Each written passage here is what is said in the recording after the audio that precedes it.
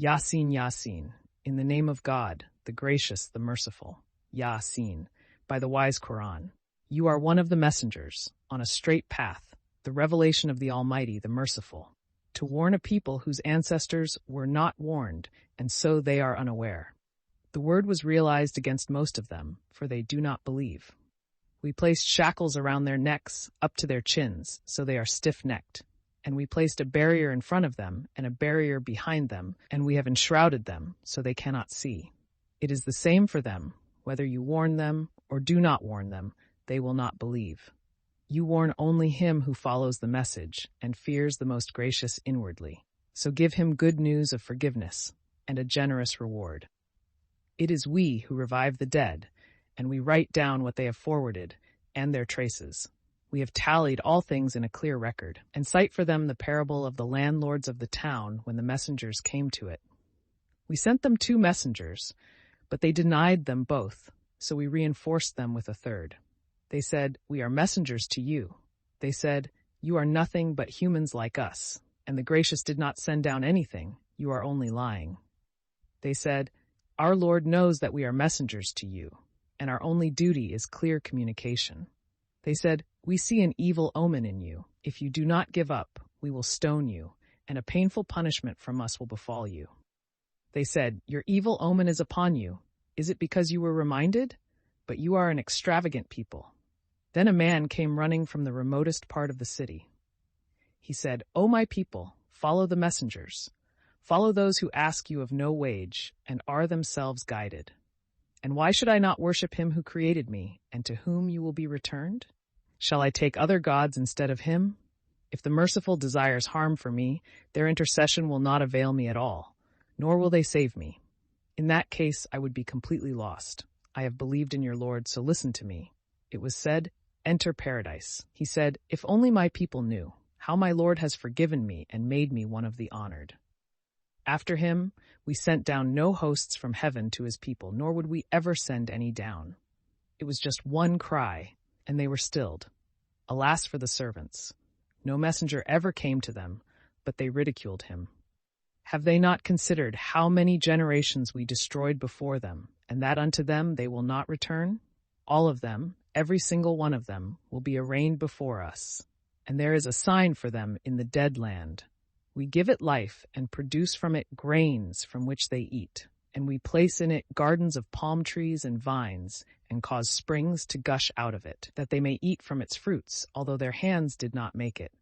Will they not be appreciative? Glory be to him who created all the pairs of what the earth produces, and of their own selves, and of what they do not know. Another sign for them is the night. We strip the day out of it, and they are in darkness, and the sun runs towards its destination. Such is the design of the Almighty, the All-Knowing. And the moon, we have disposed it in phases until it returns like the old twig. The sun is not to overtake the moon, nor is the night to outpace the day. Each floats in an orbit. Another sign for them is that we carried their offspring in the laden ark, and we created for them the like of it, in which they ride. If we will, we can drown them with no screaming to be heard from them, nor will they be saved, except by a mercy from us, and enjoyment for a while. Yet when it is said to them, "Beware of what lies before you, and what lies behind you, that you may receive mercy." Yet never came to them a sign of their Lord's signs, but they turned away from it. And when it is said to them, "Spend of what God has provided for you," those who disbelieve say to those who believe, "Shall we feed someone whom God could feed, if he so willed? You must be deeply misguided." And they say, "When will this promise be, if you are truthful?" All they can expect is a single blast, which will seize them while they feud. They will not be able to make a will, nor will they return to their families. The trumpet will be blown. Then behold, they will rush from the tombs to their Lord. They will say, "Woe to us, who resurrected us from our resting place." This is what the Most Gracious had promised, and the messengers have spoken the truth. It will be but a single scream, and behold, they will all be brought before us. On that day, no soul will be wronged in the least, and you will be recompensed only for what you used to do. The inhabitants of paradise on that day will be happily busy. They and their spouses, in shades, reclining on couches. They will have therein fruits. They will have whatever they call for. Peace, a saying from a most merciful Lord. But step aside today, you criminals. Did I not covenant with you, O children of Adam, that you shall not serve the devil, that he is your sworn enemy, and that you shall serve me? This is a straight path. He has misled a great multitude of you. Did you not understand? This is hellfire which you were promised. Roast in it today, because you persistently disbelieved.